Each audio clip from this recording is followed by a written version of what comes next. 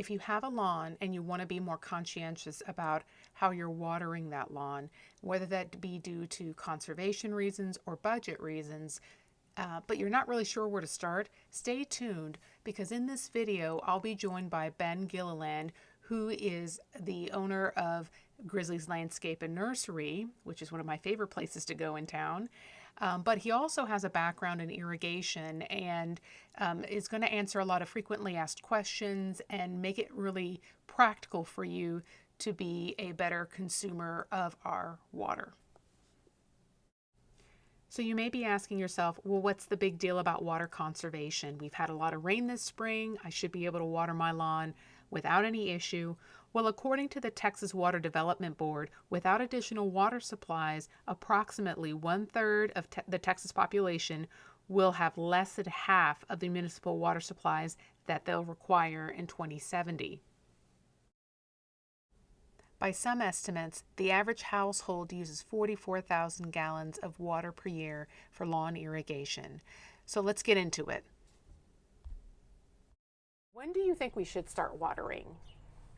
Your grass will tell you when it wants to be watered. Okay. And people look at me like, how's my grass going to tell me that?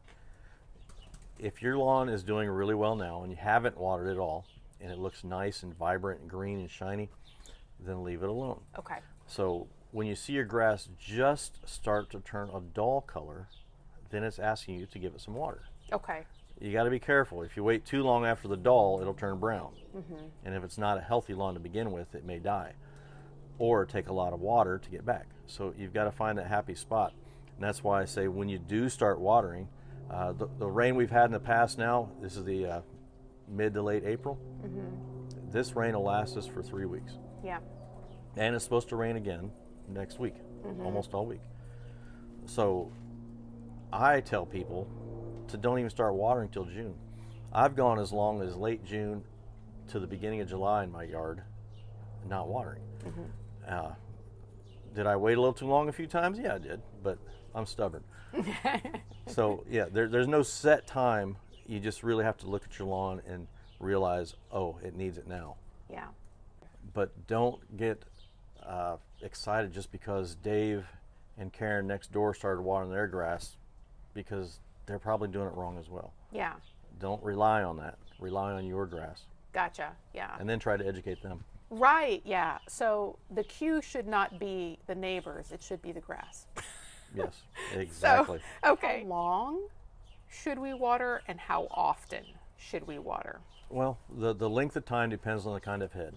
Okay. If you got the big head that pops up and moves side to side, that one you have to water longer because it's going over a wider range of grass. Okay. Say it's going 180 degrees, or some of them are 360.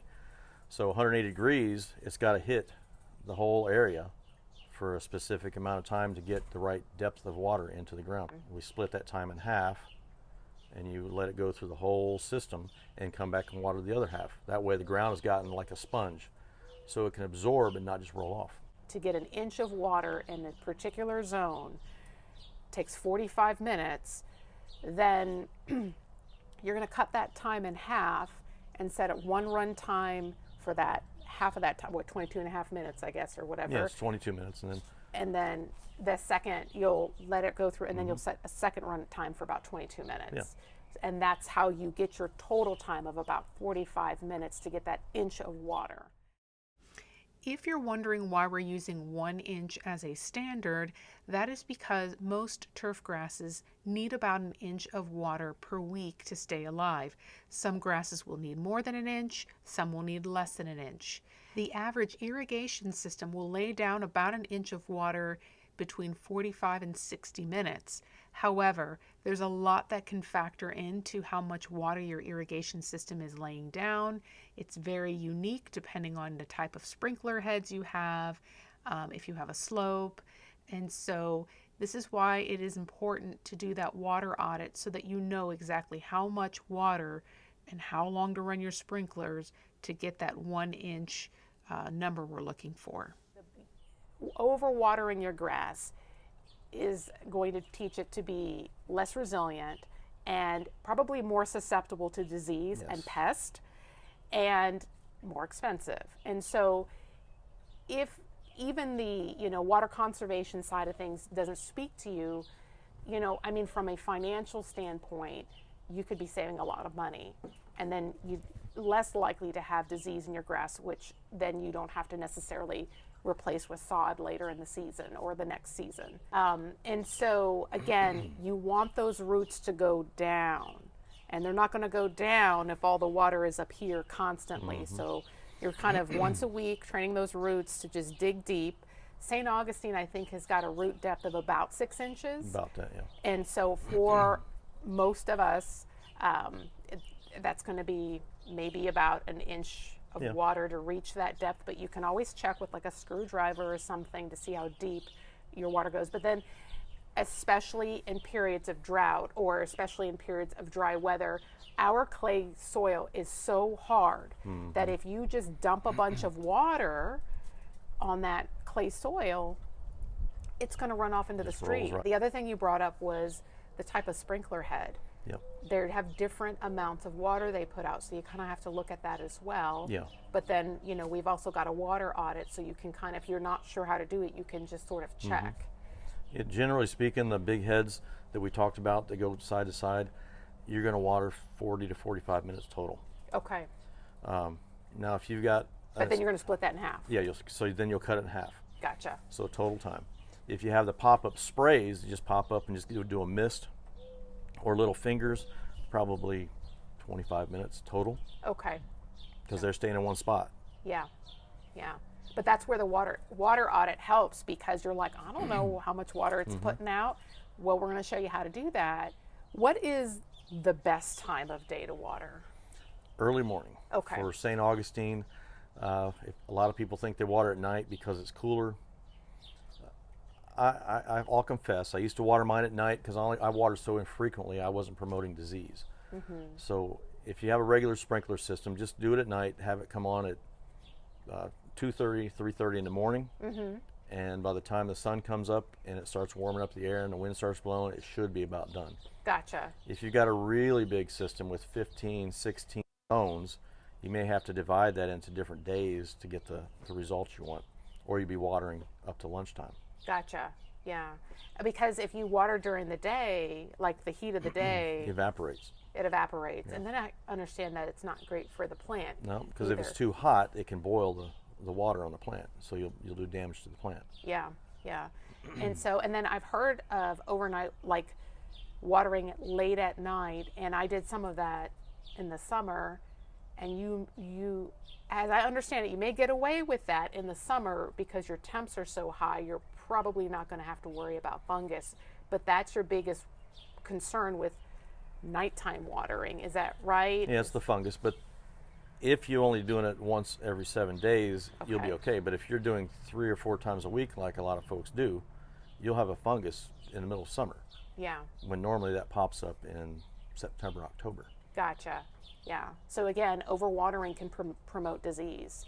So early morning watering is usually best time, but early morning could be, depending on how big your system is, something like at 2 in the morning. When we help folks out, I'll go in there and I'll set it at 3 o'clock, 3:30, something around there. I was going to ask you about the most efficient sprinkler heads. We've been doing this for a long time. They've come out with better heads that are more resistant to being blown around from the wind. And they're called like an MP rotor. So you'll see the really fancy ones in people's yards where it looks like fingers coming out of people's sprinkler head. Yes. Those are very efficient. So you can run them a little bit longer time than you would the big sprays, because a lot of the sprays pop up, and if it looks like a cloud when it's coming out, there's too much pressure. So all that stuff is just floating in the wind and evaporating. Very inefficient. The big heads that pop up that we talked about for 45 minutes, they're very inefficient just because they have to shoot so far. They do a great job of watering, but you lose a lot of water in the meantime. Gotcha. It'll blow into the street because of curves or wind, or just you can't get them turned down that far. Gotcha. Talk to me about irrigation maintenance. Like, how, if you do have an irrigation system in your yard, like, should you be checking that, or what do you typically recommend for the average homeowner? Well, at a minimum, before you even start it up automatically in the springtime, go through it.